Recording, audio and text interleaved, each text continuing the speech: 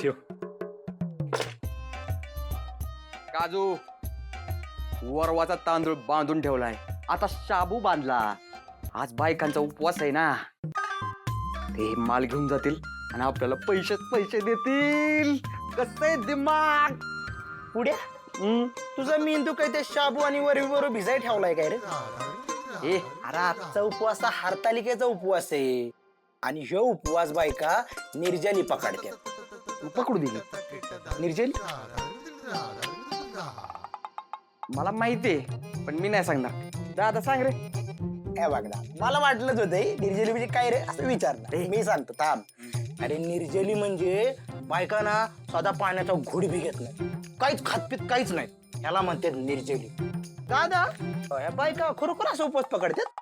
हा मग हे बघ, जिच्या मनात नवऱ्याबद्दल प्रेम आहे ना, तिच्याकडनं दिव्या ही उपास सुखरूपपणे करून घेते. पण दादा, देवी आई आपल्या धनुकडून उपवास घडवून आणू शकेल का?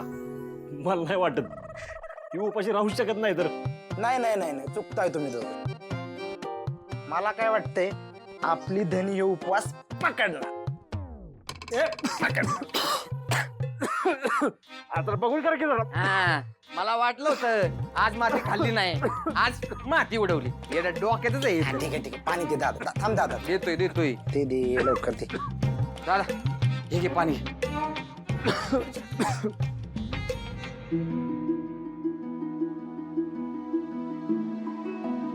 ठीक आहे मी.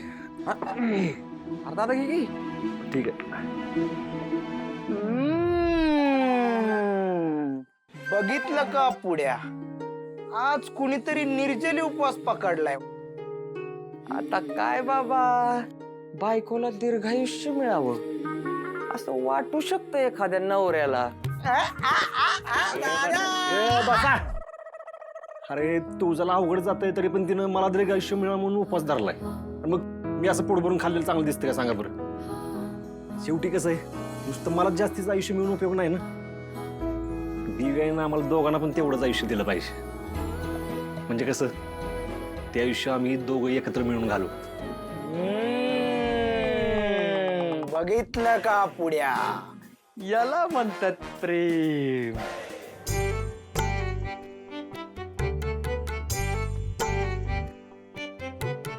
वा वा, घरात हे काय असं बघितलं ना तर खरंच घर घर असल्यावानी वाटतंय बघ. धनू, तू आलीस ना म्हणून घरात हे शुभ करायला सुरुवात झाली. आता आपल्या खोंडाला ना अंडी खाण्यातून आणि त्याच्या आईला अंडी उकडवून येत नाही ना, वेळच मिळत नाही बघ. जाऊ द्या नाना, तुम्ही मला सांगा तुम्हाला उपवासाला काय खायला आवडतं? नाही नाही, मी बाहेर नाही ना केळीची चिप्स आणि खजूर घेऊन येतो बघ. आणा आणा, आपण एकत्र खाऊ काय? हा. खा खा. अगं देवा पुढे बसली, जरा पूजा नीट कर आणि नवऱ्यासाठी जास्त आयुष्य माग जरा, नाहीतर मागशील देवाला जास्त खायचं. झालं ग सुरू तुझं? अगं तिला सगळं पूजेचं कळतं म्हणून तिने मांडामांड केली ना. घेतली का सोन्याची कड? घेतली ना? सून नाही, लेख म्हण. नाना, मी काय म्हणते, आज ना मी आमच्या पद्धतीची एकदम स्पेशल शाबू खिचडी करते. चला चला उरका लवकर. उश्या, तू पण जरा घरातलं काहीतरी काम बघ, म्हणजे वाद कमी होतील. तेवढंच काम आहे मला, दुसरं काय काम आहे? बोलायची सोय राहिली नाही.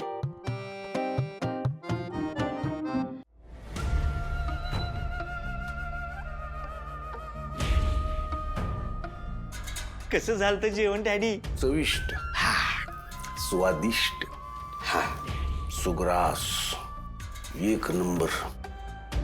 जीवच तुकडच पडला आमचं जेवता जेवता. जेवण कसं होतं विचारण्याची जागा आहे का आमचा मूड आहे? इसले फालतू प्रश्न विचारण्याऐवजी कामाचा बघ. हा, कामाचं काय? तुम्ही सांगाल ते काम करेन की. हो सांगा तुम्ही. काम लयत.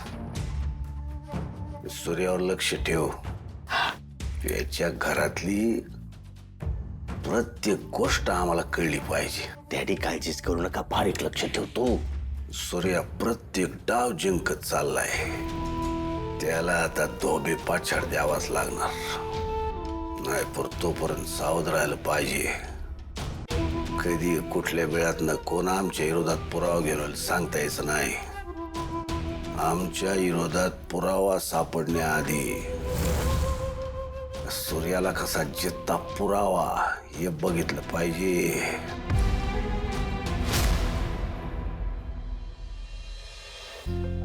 वहिनी फळ आणलीत बघ.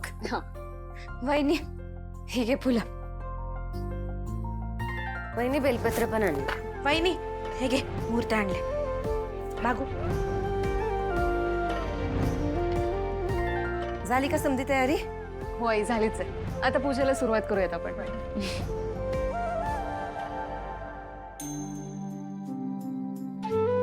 पर्वतराज हिमालयाची मुलगी पार्वती ही अतिशय सुंदर व बुद्धिमान होती.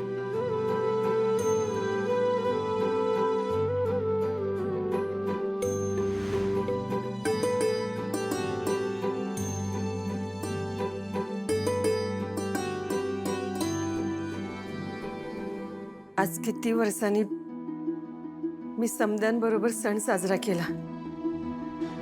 या दिवसाची मी लई वाट पाहिली. अशा ग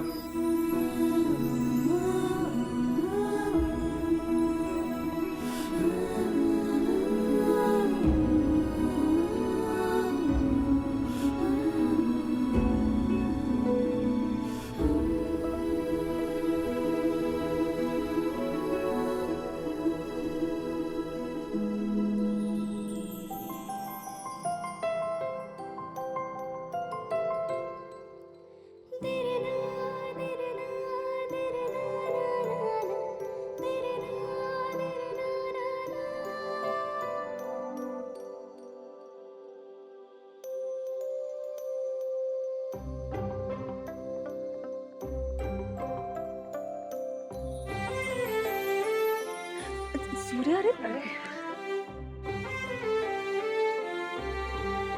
तुळजा आज दिवे इकडे मी इच्छा मागणार आहे. आजच्या दिवशी ना तुला पण जास्तीचं आयुष्य मिळू दे. म्हणजे मला जे आयुष्य मिळेल ना ते मला तुझ्यासोबत घालवता येईल.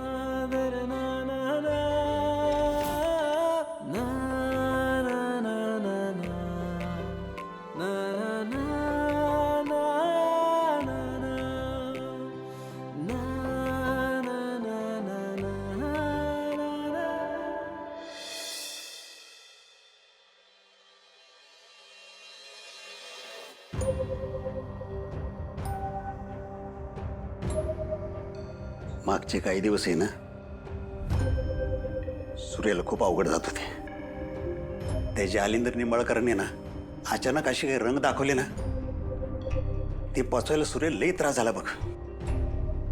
पण पोरांनी निभावलं बघ. अहो दुनियाचं जाऊ द्या, इथं आपल्या घरातली तारा बघा. ही काय यार झाले मारत असेल बरं. धनू अगं काय झालं ग? अहो ना दादा अजून आला नाही म्हणून वहिनी वाट बघते आणि तिचे फोन पण उचलत नाहीये तो.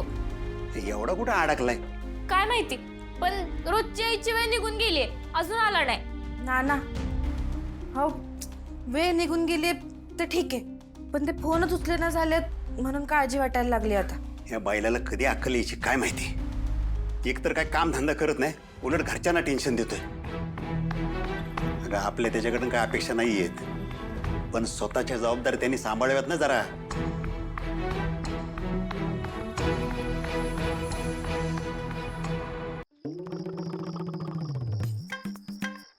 ही अशी रात्र आणि माझ्या मिठीत तू, बस आणखी काय बी नको मला.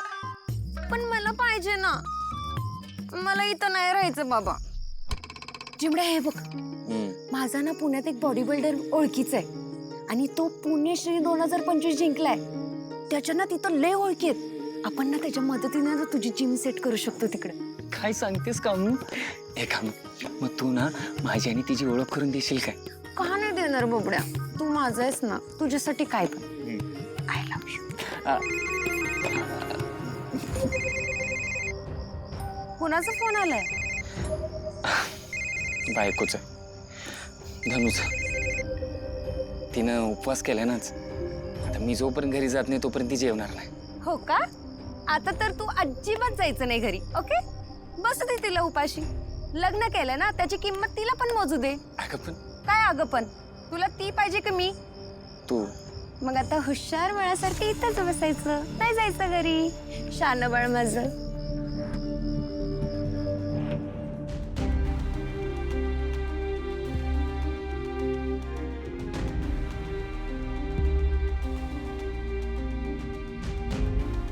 धनू, अजून थोड्या वेळ तू आला नाही ना, सगळं जीवन घे. अगं त्याला तुझी काळजी नसेल तर तू त्याची कशाला काळजी करतेस? असं कसं? माझं लेकरू कुठल्या तरी कामात अडकलं असेल आणि उगाच त्याच्यावर आरोप करू नका बरं का, सांगते तुम्हाला. आणि नवऱ्याच्या अगोदर सवासणीनं घास सुद्धा खायचा नसतो. आता तुम्हाला कसं वाटतं ना तसं करा. अगं पण आई वहिनी असं किती वेळ उपाशी राहणार आहे? उपाशी का राहील? आणि उषा, तू सुनाला रीत भात शिकवण्यापेक्षा आहे ना, पोटच्या दिवाला वळण लावायला शिक जरा. अगं कुठं कामात अडकला असेल, उशीर झाला असेल तर फोन करू शकत नाही का तो? त्याला कोणाचा धाकच नाही राहिला, स्वतःच्या मनाला येईल तसं वागतोय तो. धनू, तू बघ काय करायचं ते. मी जरा गोरांना पाणी देऊन येतो.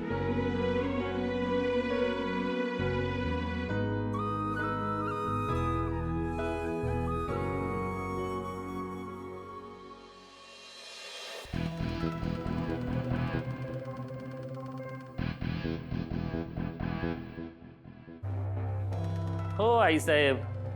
हा, डॅडींना तिकडे तुरुंगात खितपत सोडले आणि तुम्ही त्यांच्या नावाने उपास करताय का? हे असले पोकळ कारणांनी तुमच्या पदरात पुण्य पडणार आहे का? मी जरा गडबडीत आहे.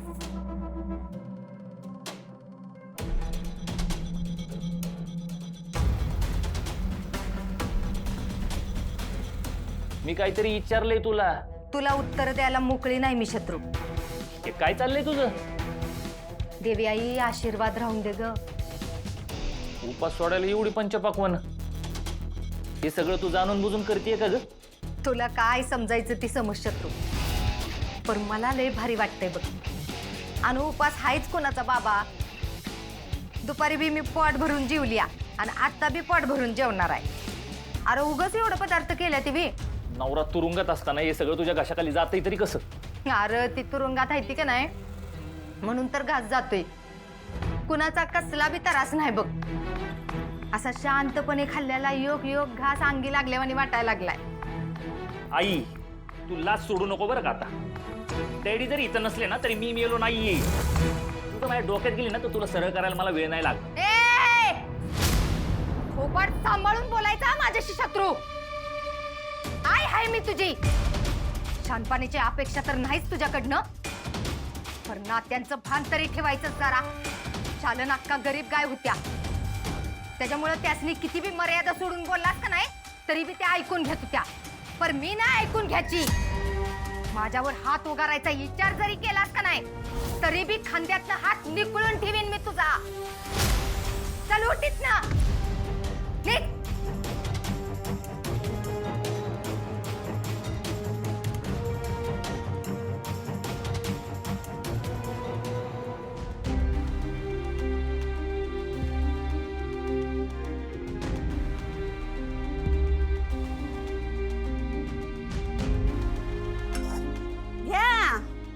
माझं पोरग हिच्यासाठी आणि घरातल्यासाठी राब राब राबतया आणि हिच्या पोटाला जर्रा दम निघत नाही. काय ग रीत भात काय कळते का तुला? मनाला आलं की पाहिजे तसं वागायचं वय. नानी, तुम्हाला काय पाहिजे? मी भुके नाही तर बेशुद्ध पडू? तुम्हीच सांगा मी काय करू अजून. हो, गेल्या 2.5 तास यांना फोन करायचा प्रयत्न करते मी, पण हे फोनच उचलत नाहीयेत. तर ते कुठे आहेत, काय करतायत, कधी येणार, हे फोन उचलल्याशिवाय कळणार आहे का आपल्याला? धनू, धनू,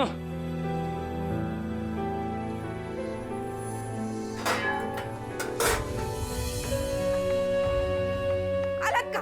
हा, आलात? फोन बघा की जरा. मी कधीपासून फोन करते. उशिरा येणार होता तर एखादा मेसेज करून कळवायचा ना. धनू, काय झालं तुला? हे बघ, मी घरात आत्ता आलो हा, आणि आधीच माझं डोकं शांत नाहीये. तू का उगाच चिडचिड करतेस? एक मिनिट, तुझा उपासच सोडायचा आहे ना? उपासच सोडायचा आहे ना? ए पाणी दे. अगं दे ना पाणी. हे घे, पी.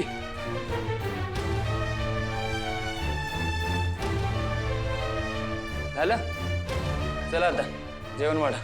कुठं? मला मगापासून इतका त्रास देऊन मी तुम्हाला असं सोडण्याचं वाटतंय बरं तुम्हाला? अजिबात नाही. आज तुम्हाला जेवण नाही. काय? असंच राहा रात्रभर उपाशी. उपास केल्यावर कसं वाटतं ना ते कळू दे तुम्हाला. ए अगं काय बोलतेस तू? त्याचं घर आहे आणि तोच उपाशी राहील वय आणि तू खा. वागवा असली बायको असते का कुठं? तो त्याच्या घरात उपाशी राहील ना असं मी होऊच देणार नाही. अगं पण आई, दादाचं पण चुकलंय ना. त्याने साधं कळवायला तरी हवं होतं ना वहिनीला. ए गप, तुला काय कळतंय का? आले का साहेब? अरे घरी बायको उपाशी पोटी पाखरवाणी वाट बघती, याची जरा तरी जाणीव ठेव ना.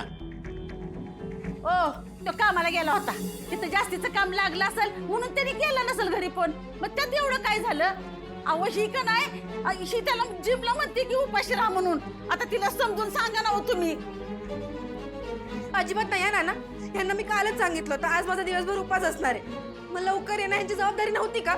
सांगा मला. दुसरं कोणीतरी स्वतःसाठी उपाशी असेल ना तेव्हा कसं वाटतं यांना कळायला नको का? मला बाकी काय माहित नाही. आज यांना जेवण नाही म्हणजे नाही. धनु, दत्तो, या तुमच्या दोघांच्या गोष्टी आहेत, यात आम्हाला घेऊ नका. आम्ही कोणाचीच बाजू घेणार नाही. उषा चल झोप. अहो पर झोप म्हणतो ना. ये मग तू पण झोप.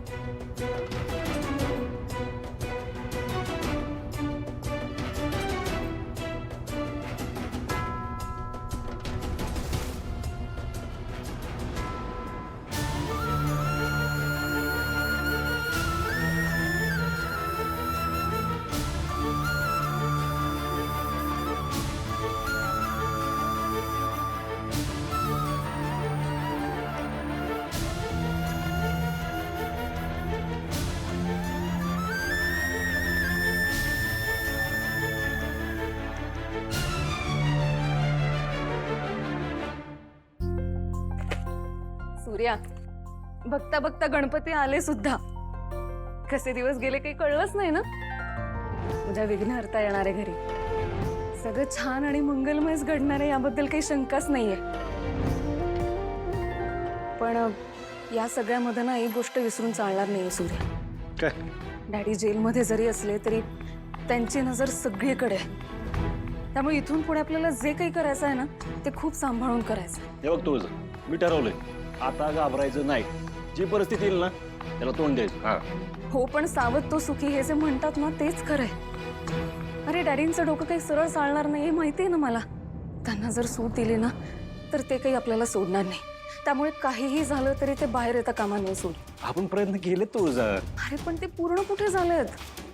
ते प्रयत्न तेव्हाच पूर्ण होतील जेव्हा डॅडींच्या विरोधात आपल्याला एक चांगला वकील देता येईल. ते तर करावंच लागणार आहे. आता डॅडींच्या विरोधात वकील उभं करायचं म्हणल्यावर तयारीचं पण पाहिजे ना. जे लोकांमध्ये पद पाहिजे. नाहीतर डॅडी सारख्या माणसासोबत कसा उभा राहू शकेल देऊ, आहे का नाही? सूर्या, अशा एक वकील आहेत माझ्या ओळखीत. त्या पुण्याच्या आहेत आणि फार हुशार आहेत. ॲडव्होकेट कालिंदी धर्माधिकारी. डॅडींना त्यांच्या गुन्ह्याच्या विरोधात शिक्षा देण्यात तर नक्कीच यशस्वी ठरतील. आणि या सगळ्या प्रकरणात ना त्यांची मदत सुद्धा होईल आपल्याला. चांगलं की मग. तू विचार करायला म्हणलं चांगलंच असतील, मला खात्री आहे ना. हो, पण त्यांना भेटायला ना आपल्याला पुण्याला जावं लागणार आहे. आता डॅडीना पाणी पाजायचंय म्हणल्यावर आपल्याला कुठे बी जायला लागलं ना तरी आपण जाऊ. आता डॅडींना सुट्टी नाही.